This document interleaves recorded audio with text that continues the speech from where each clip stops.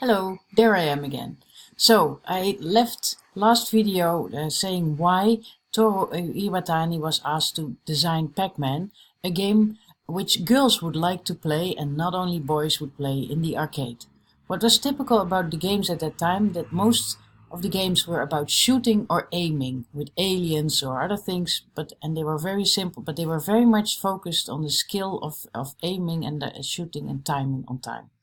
So, but then Toru scratched his head, asking like, "What do I know about girls? Why would they want to play, and why don't they play?" So he invited the only girl he really knew was from his class. He invited her for a dinner and asked her about what she would like. So then I'm going to show you this is like a canvas, or it's a poster or a mapping of a game design, and I'm going to pretend that Toru Iwatani used this game design canvas for his purpose of designing Pac-Man. So I'm going to help you step through this process. First of all, you fill in the middle, like, who is your player? You put in this circle, which is a Pac-Man, you put inside there who you're gonna design your game for, who you want your player to be, and try to write there as much as possible. So for Toru, this is a girl. That was the most important thing. He knew it was a girl, and he needed to find out about what this girl wants and what she likes. So they went for dinner. And you can write whatever you want about your player inside that circle, whatever you know about it especially, because it will help you in your design decisions and also in your development of what you're making and the reason of why you're making that. So what is your inspiration?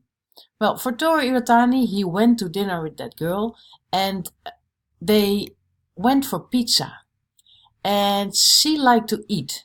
So he noticed that she very much liked to eat the pizza, and that gave him inspiration for Pac-Man. He saw Pac-Man inside this pizza as well, and this is a true story. He was inspired by that dinner, but aside from that, she was also talking about how she liked cleaning up, that she didn't like shooting games. So in that sense, he learned a lot in one evening talking to his target audience, and he found out that shooting was not an issue, but cleaning up would be a good activity for his game design. So that's how Pac-Man came about. So then, what is the game title? When you are starting to design your game, you can fill in any place wherever you want. You don't have to go left to right or fill in from top to left, top left to right bottom, but just start wherever. So what is the title for Pac-Man? Well, we know it is Pac-Man. It's actually Pac is in Japanese the word for eat. Eat is pak. So this is like a eating man. That is what Pac-Man is. He's eating these little dots. So then, is there a storyline in this game? Well, a lot of people don't know about this storyline in Pac-Man, but actually it is about saving the world from weapons and evil. Because Pac-Man is really the hero, and the maze you see is the world, and every little dot is a piece of weapon, and Toru Iwatani wanted to have a game about peace. So Pac-Man is actually a game about peace, and these little ghosts are the evil guys who want to keep weapons on the world. Every game has a story. For instance, with Super Mario, it is about saving the princess from this evil guy. However, during the game, you're more avoiding and chasing things than really into the storyline, but there's always a storyline behind it. As for instance, Angry Birds also, the birds are angry at the pigs because the pigs have been eating their eggs. So there's a feud happening there. So there's always a storyline, and think about your storyline when you're designing your game. So what is the theme or location? Well, in Pac-Man, it is just a maze, and you can go through that.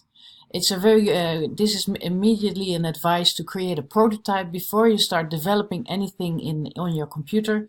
Really use Lego, use cars, use dots, use coins, use paper, use clay, anything to build your game first, because there's so many assumptions you can kill before designing your game completely. Just try out and build. So what is the theme or location? Also keep in mind what is the actual or the physical location of your player. So that in this case, the arcade. Next, what is the goal inside the game? The hero clears a field from weapons while being chased by ghosts. After cleaning the space, a new challenge will occur. So that is what's happening inside the game. For Pac-Man, it's like a small write-up. And what can be won is, in Pac-Man, is you can get your name on the high score list, which is linked to that machine. And there was only 10 names. All the other names were forgotten. So it was very much a status thing to make sure that your name was on the screen at that time in the arcades. People really spend a lot of time and a lot of money to keep their name there. But if you're playing Pac-Man, at that moment you feel like you're a champion. You feel very much rewarded. You feel like you're kicking it, and you're however much scared you are, but you really feel like you're achieving every little dot you eat. There is a sound feedback and you feel like you're a champion. So that's very important feeling, what can be won inside the game or during the play. So who or what plays the main role? Well, in Pac-Man it's an object. It's just this yellow dot, because at the time when he developed it, they didn't have much memory space, so it was very small. And nowadays we know there are 3D versions of Pac-Man. How many players or teams do play your game? Well, in Pac-Man it's only one. However much it is important that other people are looking at your game being played, or your gameplay, how well you're doing, or your score. But it's actually you play it very much on your own. But games is always much fun to create games for teams, or play together, competition, collaboration. You have many ways to choose from when you design your game, of course. Next, what kind of game is Pac-Man? Pac-Man is a skill game. It's really about moving and strategizing and figuring out what route you will take to clean the level and go to next level. And you learn your way around in these mazes. So then describe obstacles and enemies. Well, the maze is actually an obstacle. It's also very clever designed that if you go one way in, you go the other way out. So it's not so much limited. There is space, and that's very clever designed in this way. And an enemy inside Pac-Man are of course the ghosts. And not everybody knows this, but all 4 ghosts have very different character, and they behave different and they chase you differently. One is very stupid, just walks around randomly and you can bump into him. And the other one is very clever, and as soon as he knows you're somewhere near him, he will hunt you and chase you. So you better stay away of that one.